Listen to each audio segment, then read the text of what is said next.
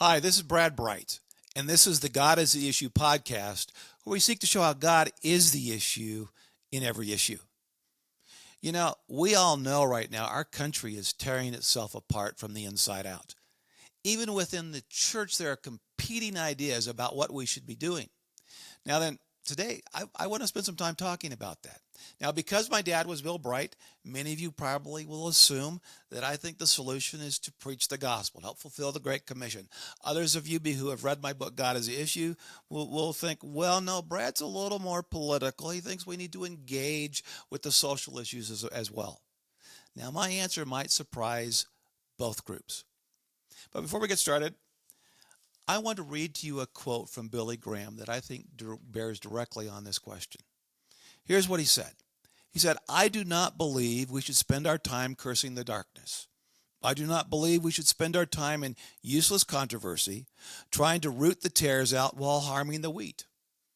I do not believe we should give the forces of evil and give into the forces of evil and violence and indifference. Instead, let us light a fire. Let us light a fire that will banish moral and spiritual blight wherever we go. Let us light a fire that will guide men and women into tomorrow and eternity. Now, I think many people misuse Billy's statement. So here's the million-dollar question. Do you think by that Billy meant we should never get political? Is that what you think? But let's talk about that. You see, Jesus gave us three primary commands. First one, love the Lord your God with all your heart, all your soul, and all your mind and all your strength. The second command was to love your neighbor as yourself. Now then, Jesus illustrated what he meant in the story of the Good Samaritan. And for those of you who aren't familiar with the story, let me just summarize it really quickly. There was this Jewish guy going from Jerusalem down to another city, and along the way he was attacked by robbers. They mugged him, they left him bloody, and they left him for dead, frankly. Well, after a little while, a priest came walking by, but he walked along the other side of the road because he didn't want to make himself unclean. Later on, a Levite who was also a religious leader came along. He walked along the other side of the road too because it wasn't his job to take care of hurting people. That was someone else's job. Finally, this Samaritan came by on his donkey. Now, you have to understand the Jews they despised the Samaritans. These were persona non grata for the Jews. But this Samaritan sees this Jewish guy beside the road, dying of his wounds, and he puts him on his donkey and takes him to the nearest inn. And he says to the innkeeper, here, take this guy, put him in a bed, nurse him back to health, and here's some money to help, and when I come back by, if that wasn't enough, I'll give you some more money to take care of this guy. And Jesus said the Samaritan was the one who understood what it meant to love your neighbor. You see, the priest and the Levite didn't, according to Jesus. So those are the first two commands. The third command, of course, is the command to help fulfill the Great Commission. That is to preach the gospel to the entire world. Those are Jesus' three most important commands to us. Now let me say and be very clear on this. If you ignore any one of those three commands, you've ignored all three. You see, many Christians focus on the Great Commission, but they kind of forget about the vulnerable. That's wrong. Other Christians focused on the vulnerable, but they forget about the Great Commission. Have you ever heard the statement, evangelism is not my gift? Well, let me frame it for you this way. I do not have the gift of compassion. Does that exempt me from having to show compassion? Well, absolutely not. That's hogwash. And so is the statement, I don't have the gift of compassion. If someone says, I do not have the gift of evangelism, evangelism is not my gift, in order to justify their disobedience, they need to go look at all three of Jesus' commands.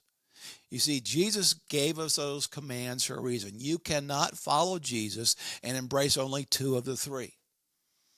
You either do what he asked or you don't. Partial obedience is also partial disobedience. You see, you can go out and preach the gospel every day, 5 days a week from the street corners like St. Francis of Assisi did. But if you ignore the poor, if you ignore the widows and the orphans, if you ignore helping the vulnerable, you've been disobedient to Jesus' commands.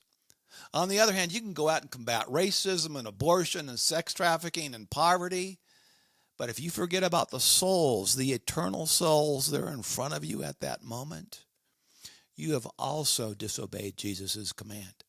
You see, as followers of Jesus, we must seek to love the Lord our God with all our soul, all our heart, all our mind, and all our strength. We must seek to love our neighbor as ourselves, as Jesus illustrated in the story of the Good Samaritan. And we must verbally share the gospel as God gives us opportunity. Helping fulfill the Great Commission is a verbal process. So it's not just living the gospel, it is speaking the gospel. Now then, most of the leaders of the abolitionist movement, back in the 1800s, they were devout Christians. And they read the command to love your neighbor, and they read the story of the Good Samaritan. They said, okay, who are the hurting and vulnerable among us? It is those people who have been unjustly enslaved. And so they worked hard to see those slaves freed. Now then, understand, they also lifted up the name of Jesus. Many of these men were very, very godly men and women. But if there was ever an issue in our country that was highly politicized, oh, it was slavery. It was so politicized, it just didn't just lead to blows. It led to brother picking up gun against brother. It led to the Civil War. Now then, here's my question for you. Based on Billy Graham's statement, do you think that Billy would say that the abolitionists were wrong? Were they wrong to oppose slavery? Were they wrong to fight to free the slaves? I don't think he'd say they're wrong. Here's my point. As an individual, I may never ignore telling people about Jesus as God gives me opportunity. And I may never ignore helping the hurting and the vulnerable when it is within my power to help. Let me give you an example, and it's from my dad's life. And I give you this example because I have never forgotten it, and because most of you, even who knew my dad, did not know about this part of him. See, most of you know that Bill Bright was focused on the Great Commission for 50 years, focused like a laser. But for years, one day a week, he would fast. And the money he saved from fasting, he would give away to help feed the poor. Now, you never heard my dad talk about it. The reason why is he never wanted anybody coming up and say, Bill Bright, you're such a great guy because you fast one day a week and give the money away to the poor. That wasn't his goal. His goal was to be faithful to the commands of his Lord. Do you really think Billy Graham meant that we are never to get political? Do you think he was saying the abolitionists were wrong? Do you think he was saying that it is wrong to stand up for the unborn? Do you really think that's what Billy meant? Focusing on preaching the gospel is no excuse for behaving like the priest or the Levite in the story of the Good Samaritan. It's no excuse. As followers of Jesus, we must help the hurting, even if it means getting political. As followers of Jesus, we must help to fulfill the Great Commission. We must preach the gospel, even if it means getting political. You realize in some countries it's against the law to preach the gospel. So if you preach the gospel, you are getting very political. And frankly, in America, we're moving that way. If things keep on going the way they are, it will soon be against the law that is political to preach the gospel. See, incomplete obedience is disobedience. But here's my point. My point is not to guilt trip you. And my point is to encourage you to think about what it means. What it means to love the Lord your God with all your heart, soul, and mind. What it means to love your neighbor as yourself, as Jesus illustrated in the story of the Good Samaritan. And what it means to help fulfill the Great Commission. Because let me tell you something. I don't do this perfectly. I mean, a couple of weeks ago, it was the evening. It was about an hour before sunset. And I was working out in my garage in my wood shop and working on a project I wanted to get done before the sun went down. And this guy in the neighborhood came up and started chatting. And he clearly wanted to talk. And I realized the guy's hurting. And I had a great opportunity to share the gospel with him. But did I take it? No, I didn't. You know why? I was focused on wanting to get my stupid project done. I was more concerned about getting my stupid project done before the sun went down than helping to meet this guy's real deep and spiritual need. I say that to my shame. So folks, I am not pointing the finger. I am not seeking to put you on a guilt trip. I just want you to seriously consider the commands of Jesus, the three commands, and ask, what does that mean in my life today? You know, as Billy Graham said, we need to light a fire. And folks, we do. How do we do this? We do this by making God's heart our heart.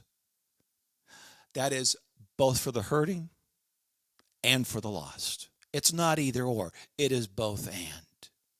This is what Jesus did. This is what Jesus modeled. You see, God is the issue in every issue.